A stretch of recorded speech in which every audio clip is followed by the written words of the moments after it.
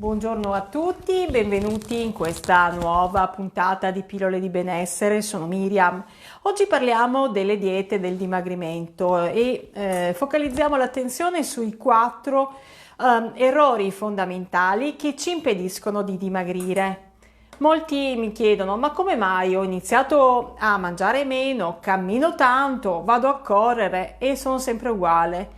Ah sì, magari qualche chilo l'ho perso, ma la circonferenza della mia vita, i pantaloni sono sempre larghi uguali, mi vedo gonfia, mi vedo gonfio e non è cambiato poi fondamentalmente nulla. Allora, principalmente la prima cosa che ti chiedo di fare è quella di pensare un attimo alle persone che normalmente bruciano calorie. Allora, per esempio, un atleta, un bodybuilder, una persona che è in forma, normalmente cosa ha di caratteristica? Qual è la caratteristica che lo pone come differenza rispetto agli altri? Pensaci bene, questa persona ha i muscoli, esatto, certo. Quindi la prima caratteristica fondamentale delle persone che bruciano grasso, quindi che hanno un metabolismo attivo, è quello di avere i muscoli, quindi di avere una muscolatura più o meno sviluppata e quante più calorie riescono a bruciare data proprio dal tipo di attività fisica che loro fanno, che può essere un tipo di attività fisica lavorativa, quindi lavori pesanti pongono l'essere umano a un consumo energetico più alto, o anche un tipo di allenamento che è quello dell'atleta, che può essere di vario tipo. Quindi, come caratteristica fondamentale dell'osservazione, abbiamo individuato di avere i muscoli, quindi i grassi e i magri hanno come differenza quella di avere una muscolatura prevalentemente alla massa grassa. Altra cosa che poi possiamo anche vedere è che chi dimagrisce, chi comunque tende ad avere un peso forma tipico, normale, chi sta bene in salute, è colui che brucia quello che mangia. Quindi gli alimenti hanno su di lui o su di lei un effetto termogenico, quindi significa che le calorie si trasformano in energia. Quindi muscoli e funzione termogenica degli alimenti. Quindi di conseguenza, quali sono le caratteristiche, i quattro errori fondamentali che commettiamo quando vogliamo dimagrire e ci affidiamo alle diete ipocaloriche? Allora, la prima cosa è quella di fare il calcolo dell'indice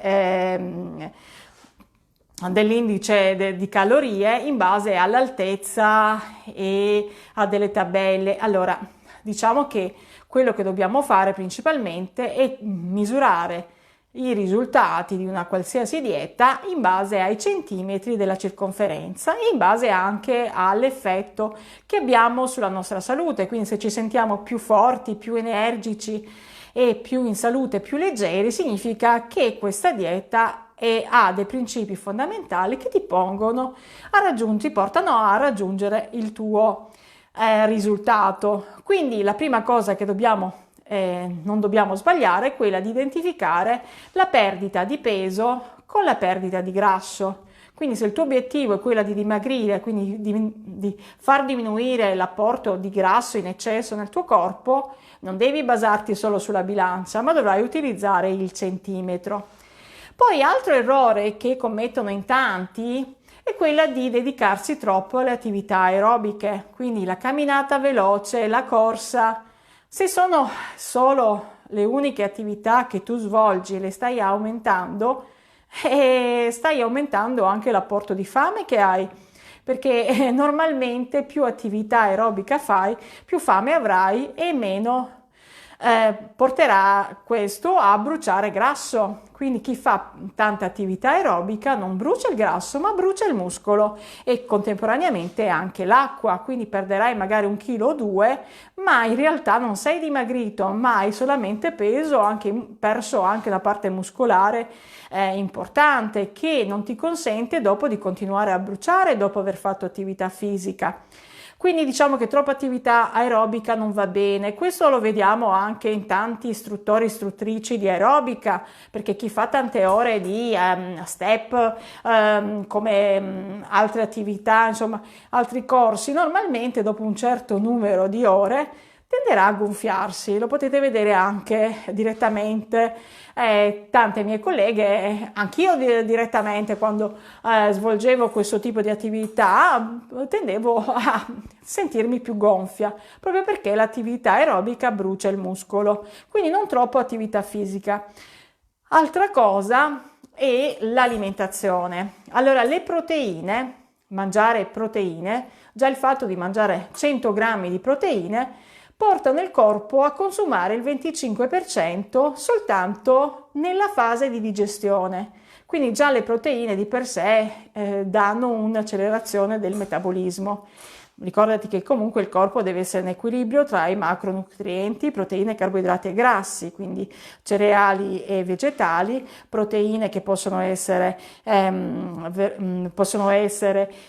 carni, pesci, uova, e grassi dove c'è l'apporto minimo di grasso, deve esserci sempre oli, frutti oleosi, ok? Quindi tre componenti fondamentali. Poi ricordati che oltre a non introdurre un apporto sufficiente di proteine, il quarto errore può essere quello di mangiare sempre le stesse cose nelle stesse proporzioni. Il corpo ha un principio fondamentale che è quello dell'adattamento. Se tu mangi sempre le stesse cose, più o meno nelle stesse proporzioni, il corpo dirà, è facile, sono abituato, ok, mangi sempre così, faccio sempre le stesse cose, quindi porterà il tuo corpo a reagire sempre nello stesso modo. Ma se tu al tuo corpo dai una differenziazione degli alimenti, anche delle dosi, magari fai la settimana fino al venerdì, sabato che mangi in un certo modo e la domenica fai un'alimentazione libera, il tuo corpo avrà quello che è lo sbalzo dell'adattamento. Non sarà sempre lo stesso, ma ci sarà un elemento di differenza. Quindi, ricapitolando, primo errore fondamentale, non confondere il peso corporeo con l'indice di massa grassa, quindi la circonferenza vita. Misura sempre la circonferenza vita o la circonferenza del punto dove che sei più grasso. Se perdi quello, significa che stai dimagrendo, che il tipo di alimentazione e di attività fisica è giusta. A proposito di attività fisica, fai più attività di tipo muscolare, quindi fai un'attività di tonificazione con piccoli sovraccarichi se non sei allenato, con sovraccarichi sempre maggiori se sei allenato, ma anche senza. Il corpo già dal primo allenamento differente reagisce, devi dare uno stimolo sempre differente al corpo per produrre muscolo, e il muscolo ti porta a aumentare il metabolismo. Ricordati poi che un apporto insufficiente di proteine porta anche il metabolismo a non bruciare in maniera sufficiente, quindi a non trasformare i nutrienti in energia. L'ultimo è quello di non adattarti, di non mangiare sempre le stesse cose, di non fare sempre lo stesso allenamento. E quindi se ti attieni a queste regole, sicuramente le diete ipocaloriche possono dare un risultato valido. Ecco, quando farai questo tipo di dieta non ti affidare a quelle che sono le mode del momento, la dieta chetogenetica, la dieta iperproteica, la dieta. Ricordati che nell'equilibrio c'è sempre quello che è la continuità.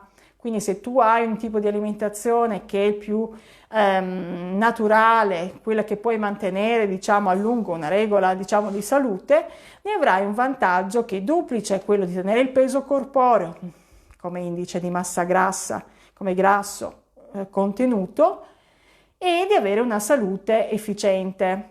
Ricordati di fare un tipo di attività che non sia solo aerobica, perché questo ti fa consumare muscolo e ingrassare, ma dedicati anche a qualche attività di tipo tonico, di tonificazione, di sviluppo del muscolo.